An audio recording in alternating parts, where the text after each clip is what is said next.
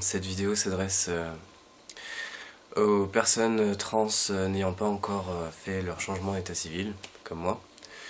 Je vais vous parler d'une chose assez fâcheuse qui s'est passée hier et qui m'a fait penser à une certaine aide ou quelques conseils que je pourrais apporter dans ces cas-là.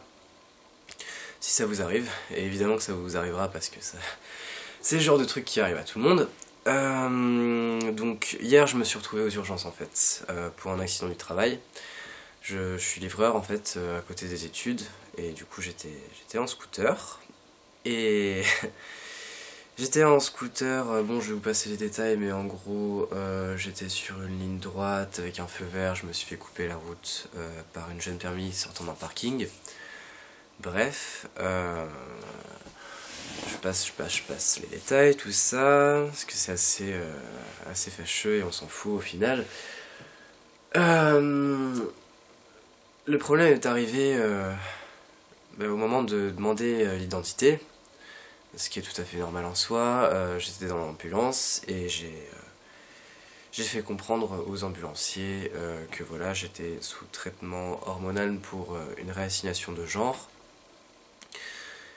Et du coup ils étaient vraiment très sympathiques, très professionnels pour ce sujet là, parce qu'ils m'ont pas demandé plus de détails, et c'était juste voilà, ok, c'est votre vie intime, on laisse ça, ok. Ça a commencé à se dégrader un peu avec l'arrivée de la police, parce que du coup c'était une sorte d'accrochage, on va dire, entre deux véhicules. Et du coup, comment dire, le premier conseil que j'aurais à donner dans ces cas-là, si vous sentez que la personne n'est pas du tout ouverte face à vous, ce que j'ai ressenti hier, et qui est en mode un peu virulente, en mode voilà, il y a de l'action, il se passe des trucs, ah là là, nous sommes en état de nervosité, nous sommes extrêmement anxiogènes. Bref, du coup, j'ai donné le prénom d'Ulysse. J'ai pas donné mon dead name parce que je sentais pas du tout. Et du coup, j'ai fait ça devant les ambulanciers à qui j'avais donné les deux prénoms juste avant et qui étaient tout à fait compréhensifs, je pense, de ma démarche.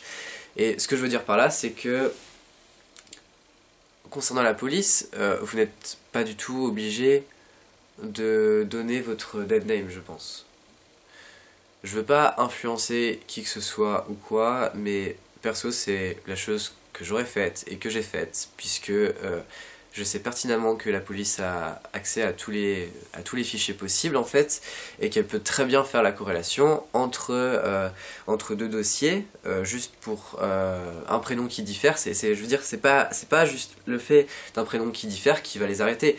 Parce que de toute façon, ils ont la date de naissance et le lieu de naissance, et évidemment, quand vous changez de prénom, vous n'avez pas changé de lieu de naissance et de date de naissance, quoi. Enfin, bref, pour moi, c'est évident. Du coup, voilà, ça c'est mon premier conseil par rapport à la police. Vous n'êtes pas obligé de vous dévoiler comme ça et de raconter toute votre vie privée et de votre, comment dire, tout votre parcours, le nombre d'injections que vous avez reçues dans votre vie ou quoi, on s'en tape, ils ont pas à savoir ça, ils ont pas à, comment dire, à vous regarder comme une bête de foire, parce qu'en fait c'est ça dont j'avais le plus peur. Les choses ont fortement chuté, arrivé à l'hôpital, Ce qui est bien, c'est que quand j'avais eu ma fracture au poignet droit en mars, pas du tout pour les mêmes raisons, hein, j'étais pas encore livreur, c'était juste en longboard, ouais, vive le longboard, enfin, bref, ils avaient précisé au téléphone que voilà, c'était un certain genre qui avait été mis sur mes papiers, mais que le genre était tout autre dans la réalité. Du coup, ça c'était très bien, sauf que là, cette fois-ci, comment dire, je suis à un stade dans ma transition où les personnes que je rencontre ne peuvent pas du tout se douter que je suis né assigné F à la naissance. ils pensent que je suis un homme cis en fait tout simplement, et du coup ils sont pas ah est-ce qu'il y a un truc, non du tout, et du coup j'en suis au stade où les personnes se disent ok, j'usurpe ma propre identité sur ma carte, du coup voilà, ça pose un peu problème.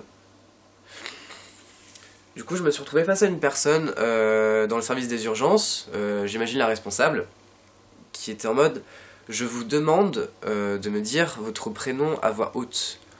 Parce que du coup moi j'étais juste en train de l'épeler en fait, pour ressentir moins de dysphorie et me sentir moins mal par rapport à ça, parce que je ne m'appelle pas cette personne, je me suis jamais appelé cette personne, et quand bien même quand je vivais socialement en tant que femme, j'avais un autre surnom qui était plus adéquat à ma personne.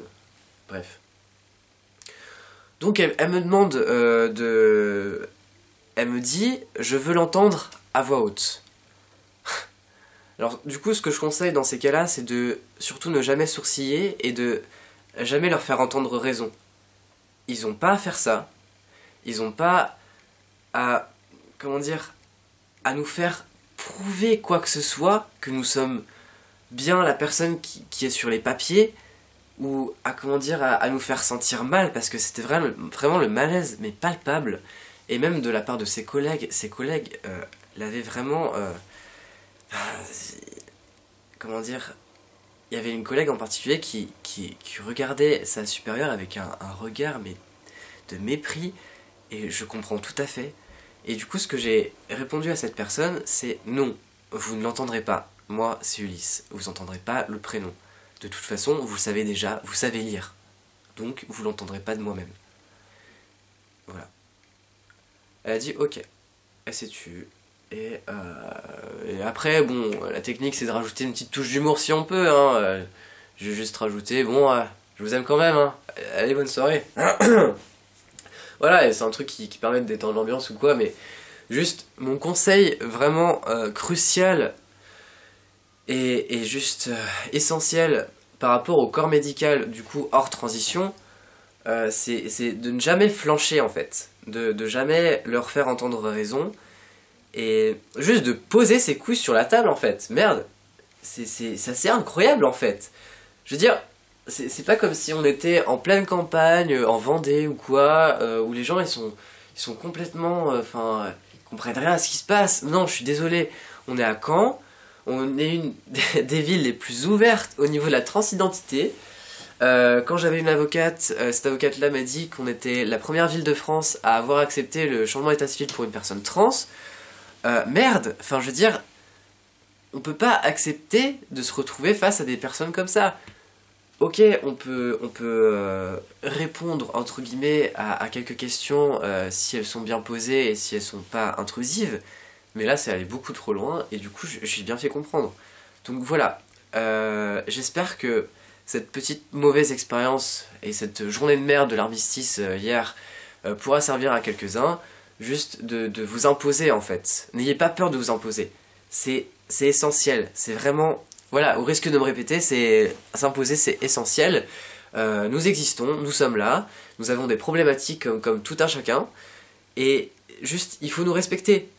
C'est pas comme si... Enfin, en fait, j'ai eu l'impression qu'elle me prenait pour un malade mental qui s'inventait une propre identité, alors que c'est pas le cas. Enfin... Je vais pas m'étayer là-dessus, mais...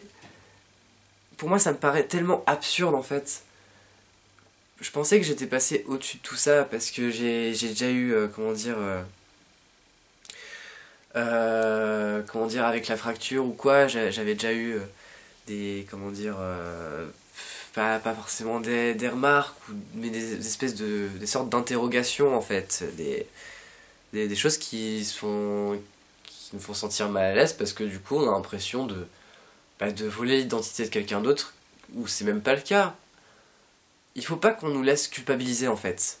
C'est juste ça, il faut pas qu'on nous laisse culpabiliser. On va pas culpabiliser notre propre existence. Je sais pas, c'est... On va pas rentrer dans une case pour leur faire plaisir. De toute façon, c'est pas possible. C'est pas possible. Donc voilà. Bon, je vais pas m'éterniser là-dessus, c'est une vidéo faite à très chaud, pas du tout écrite hein, ni quoi, ben, un peu comme d'habitude, mais voilà. J'ai en écriture 3 vidéos depuis 6 ou 8 mois, mais bon ça on va passer les détails. Je voulais faire une vidéo d'ailleurs sur l'existence, pas l'existence en soi, mais le fait d'avoir rencontré plein d'autres youtubeurs FTME français, et le fait d'avoir pris conscience en fait qu'il fallait absolument faire de la communication autour de ça, parce que je retrouve beaucoup trop d'ailleurs d'abonnés sur cette chaîne.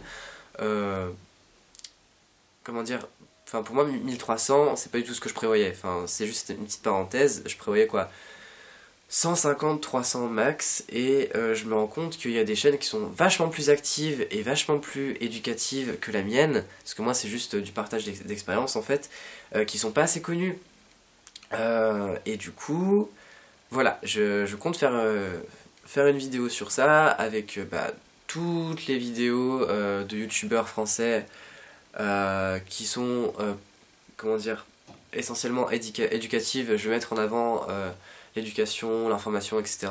Je vais essayer de faire une sorte de melting pot, de patchwork de plein de youtubeurs comme ça dans une vidéo voilà, pour informer des gens, parce que je reçois des messages, on me laisse des commentaires, mais j'ai juste pas le temps en fait. Enfin, parce que quand je réponds des pavés. Du coup, je peux pas répondre des choses genre courtes. Bref, je vais m'arrêter là parce que ça fait déjà 12 minutes que je parle.